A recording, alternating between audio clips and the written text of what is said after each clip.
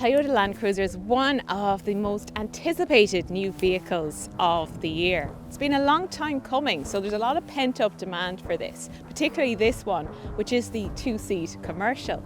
70 years of history behind it, known for its strength, reliability, and of course, an off-road icon. In this video, I'm going to show you around, take it for a drive, and by the end, tell you if it's overhyped, maybe, or just the best truck you can buy. So we better get to work. I'm Caroline and this is the Carzone YouTube channel. Toyota has already registered over 1,000 of these since the summer, so it is doing very well. From a business perspective, you can get into one of these from about €70,000, that's including VAT, or from about €57,000 excluding it. Now, to put that in perspective, the passenger version of this is well over 100,000.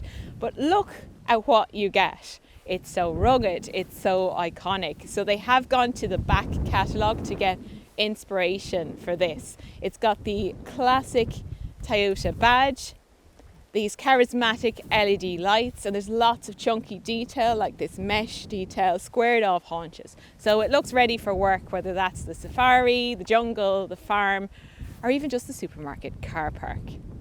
The standard wheel is 18-inch alloy wrapped in Dunlop Grand Trek tyres. You get mud flaps and side steps as standard, which is good because it's a very tall vehicle. Those roof rails have been added as an accessory to this one. You also have the rear doors for access.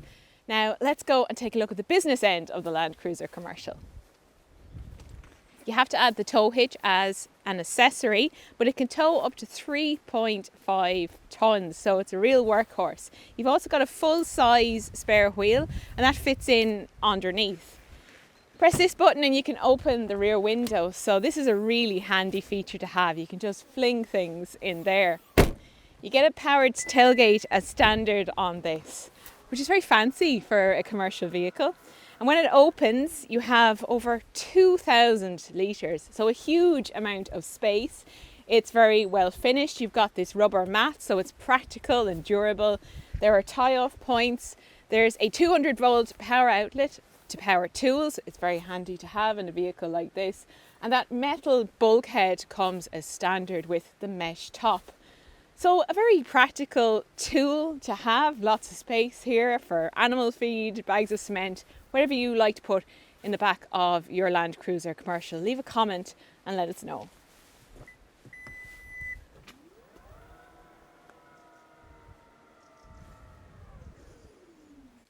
It's been completely modernised inside, but not too much in that you still have plenty of dials and knobs, so it's really easy to interact with. It's the right side of rugged and utilitarian, but comfortable too. Gets these synthetic leather seats finished in black. They are very comfortable for long journeys. So it's rugged, but comfortable as well. Digital driver display and then a modestly sized touchscreen, but it does the job, and it does come with wireless Apple CarPlay and Android Auto, so it does have all the gear you need. Now it is slightly tilted away from the driver towards the passenger. I noticed that right away when I got into it, and it did upset me for a while, and then I just forgot about it, and you probably will as well. There are plenty of physical dials and buttons for things like the climate control, so it's really easy to use if you're wearing gloves, for instance. It is a working vehicle after all. And then you have all your controls for the four-wheel drive system and the off-roading tools. Toyota actually consulted professional rally drivers in the design of those buttons and switches. I love that attention to detail. That is such a Toyota thing to do, just so that they're really easy to interact with, and they're very satisfying to use as well. So you have your high range and low range gear ratios, central diff lock. There is a crawl control, which is like cruise control for off-roading. There's also this one called ECT second, and it's basically where you can start in second gear, for example if you're trying to set off in slippery conditions. And then there's also the drive mode selector. More on that when we get this out on the road. There are plenty of comfort features. The seats are heated and ventilated. You've got power adjustment for the driver's seat. There's a parking camera with sensors and adaptive cruise control. There's no wireless smartphone charging, but you do have 3 USB-C ports conveniently placed, 2 cup holders, and there's space under here as well.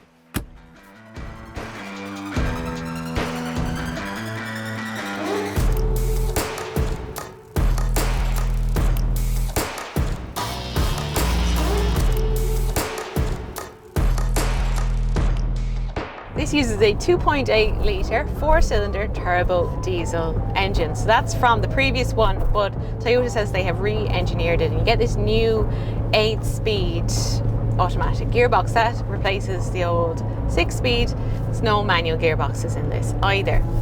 It's a real workhorse of an engine, so 205 horsepower, 500 newton meters of torque, so that's all your pulling power, and 0 to 100 is 12 seconds. So it is quite leisurely, but it's fine all the same. And you do have this dial for your drive modes. There's normal, there's eco, there's a sport mode, which I've been using if I just want that extra reassurance for an overtaking maneuver. You will know you're driving a diesel, so you can hear it, particularly at low speeds, but it does settle down well when you get it to a cruise, for example, out on the motorway. There should be a mild hybrid version at some point too, and that's said to have improved efficiency and responsiveness. The official fuel economy is 10.6 litres per 100 kilometres, but I've been able to get it down to 8 litres, so I was actually quite proud of that. I got it down to that when I was doing a cruise on the motorway, but the caveat with that is that I wasn't towing and I didn't have anything in the back either, but I thought it was a good baseline figure to share all the same. Now, consumption has gone up as we've been filming today on these mountainous roads, but still just at about 9 litres, so not too bad at all for a big truck like this. I do find it good to drive. I find it nicer than the Hilux. It feels more tied down, less unwieldy, and it's easy to place on the road so you can see the corners of your bonnet. It steers well, it tracks well on a motorway, so it's easy to keep in lane, which just makes motorway driving a lot more comfortable. There is lean if you are pushing on, but with that permanent four-wheel drive, it's all very well contained.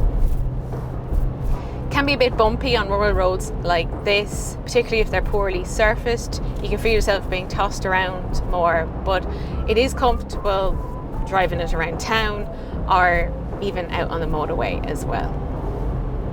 It's not as powerful or refined as those 6-cylinder engines in the Land Rover commercials, but what I love about this is its strength, its reliability. The whole ethos of this truck is that it will bring you to the ends of the earth, but it'll bring you home again as well. It won't just leave you there and give up. It'll actually get you home safe and sound, and I love that about it. I don't need a Land Cruiser commercial in my life, but I'd like to have one. I think it would be the perfect tool in my backyard, and maybe yours too. There is a pitch and roll monitor here on the driver display to help you out off-road with your angles, and they've also put padding in for your elbows and your knees as well if you do get tossed around in off-roading. So nice little bit of attention to detail here too. Got to hand it to a company like Toyota, the breadth of vehicles they make, from iconic sports cars to some of the world's best-selling hybrids and big trucks like this. And they do it really very well. There's a reason why you see these everywhere. So if you're thinking of buying one, I'd say just go and do it. And of course, you can find Land Cruisers for sale and lots more on carzone.ie. Leave a comment and let us know what you think of the new Land Cruiser. Please give this video a like and hit the subscribe button to see more videos like this. So thanks for watching, and I'll see you soon.